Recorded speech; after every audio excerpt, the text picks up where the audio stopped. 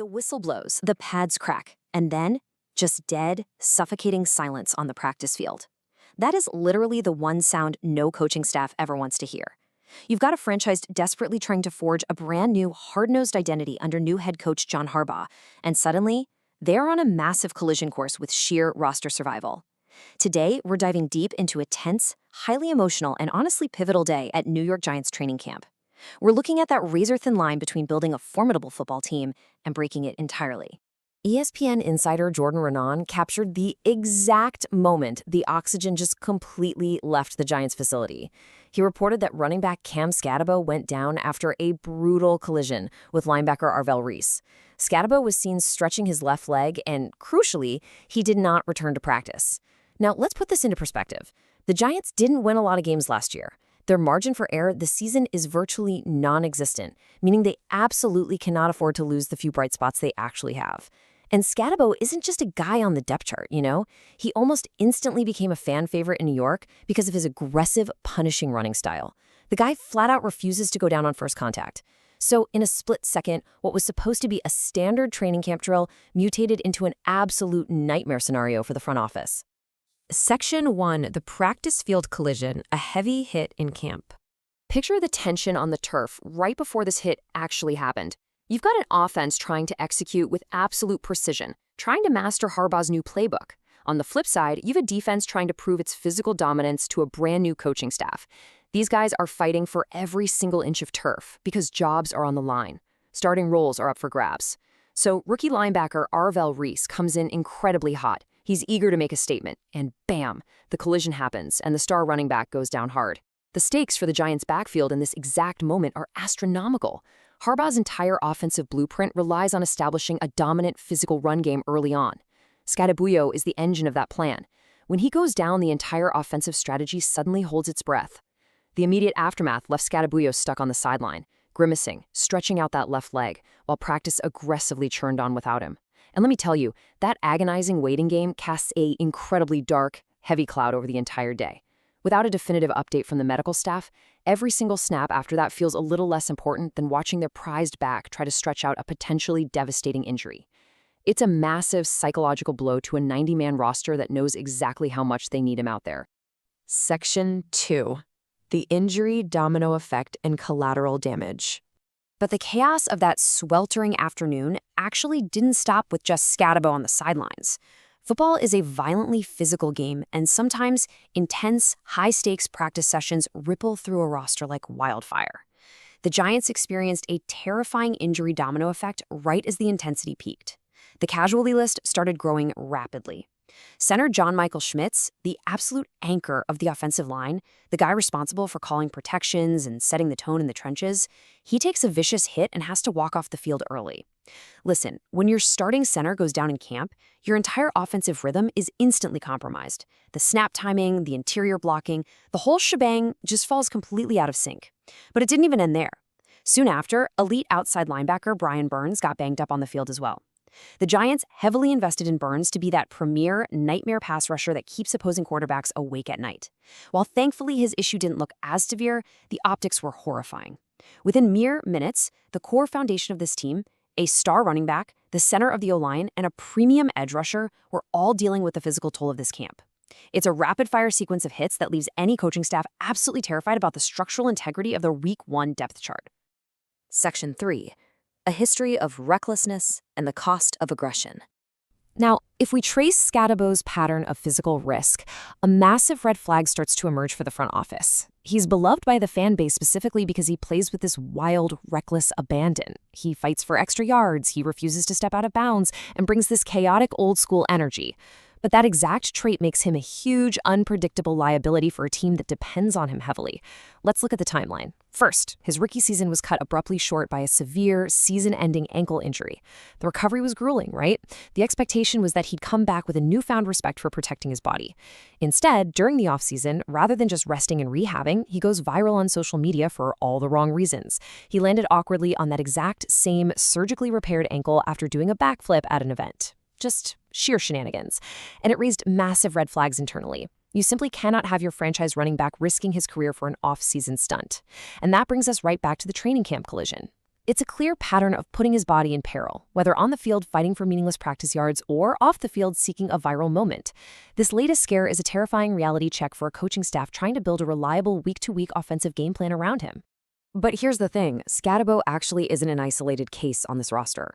Quarterback Jaxson is also sparking some very serious internal concerns for his own reckless playing style.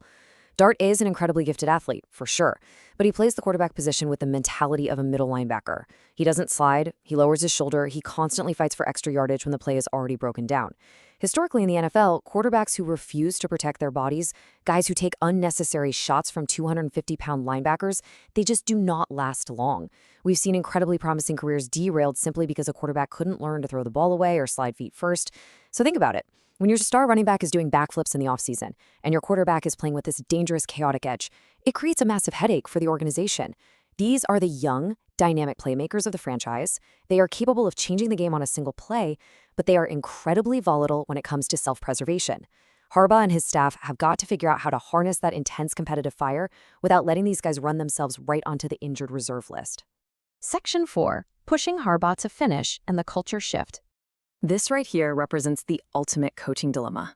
On one hand, the risk is incredibly obvious. You lose your franchise stars, your Scadbows, your Darts, your Schmitzes, to aggressive, reckless play in a meaningless August camp. You push them too hard in the summer, and you are literally fielding backups by September. But look at the reward. You forge a team of absolute warriors. Let's not forget, Harbaugh was brought to New York specifically to eradicate a culture of losing and replace it with a gritty, intense environment where players flat out refuse to back down from anything. If you successfully build that resilient locker room, they aren't going to flinch when things get incredibly tough in the fourth quarter of a crucial December divisional game. Why? Because they've already been tested in the fires of training camp. So Harbaugh is walking a razor-thin wire here. How on earth do you inspire relentless toughness and demand absolute perfection in practice without permitting total self-destruction? It is a delicate, precarious balancing act that has defined and sometimes destroyed coaching regimes all across the league. But despite all the mounting injuries and that terrifying anxiety hovering over the practice facility, this culture shift actually manifested in real time. Instead of folding or pulling back after seeing their teammates go down, the remaining players rallied together. Step 1, the players actively pushed Coach Harbaugh to let them finish the drive. They didn't want the whistle blown. They demanded to stay out there and prove they could execute under pressure. Step 2, validating their fight, Harbaugh listened and kept the relentless Jaxson in the game. In Step 3, Dart immediately steps up in the pocket, stares down the pass rush, and delivers a phenomenal touchdown pass to wide receiver Darius Slayton. Man, it was a triumphant, cinematic moment on the practice field. It sent a complete shockwave of adrenaline through the offense. It proved that the gritty, never-back-down mentality Harbaugh is instilling is actually taking root in the minds of his players. They fought through the psychological adversity of seeing their star running back and starting center walk off banged up. They refused to quit, and they found the end zone. It was a loud, clear statement. This team is going to fight. Section 5. The ultimate risk. Breaking the best. So we just saw the incredible adrenaline-fueled high of finishing that drive with a touchdown pass. But remember, it exists in the exact same ecosystem as the terrifying low of 3 key players walking off the field banged up just moments prior. And this leads us directly to a profound million-dollar dilemma for the New York Giants. The big question: how do you build a tough team without breaking your best players? The modern NFL schedule is an absolute meat grinder.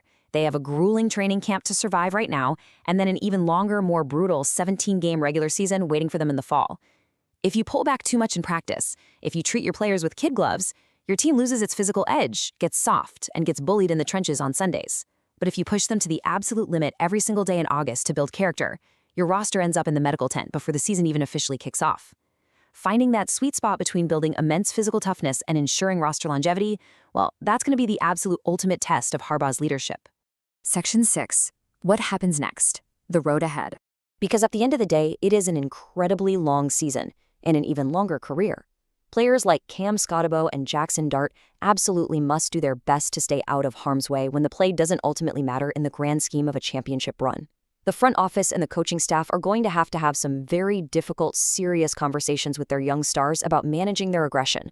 They have to protect the franchise's most valuable assets, themselves. The balance between necessary, game-winning toughness and foolish self-destruction in today's NFL is so fragile. John Harbaugh has clearly ignited a powerful spark in this locker room. There's no denying that. These guys want to fight for him, and they want to finish the drive no matter what the cost. But if they don't learn to temper that wild, untamed aggression with some veteran wisdom and situational awareness, that spark might just burn their whole season down before it even begins. Will they find that perfect balance before week 1? That is exactly what the entire football world is going to be watching for as Giants camp continues. And that wraps up our breakdown on this massive, high-stakes development out of Giants camp. If you want to stay on top of every intense storyline, roster move, and major consequence happening around the league, you need to subscribe to NFL Nexus right now. Hit that like button if you enjoyed this explainer, and I really want to hear from you down in the comments. Do you think Harbaugh's old-school toughness is exactly what the Giants need to turn things around? Or is it just a fast track to an injured, depleted roster? Drop your opinion below. And hey, if you really want to take your support to the next level, help us out by becoming a channel member. Thanks for joining me on this deep dive, and we'll see you in the next explainer.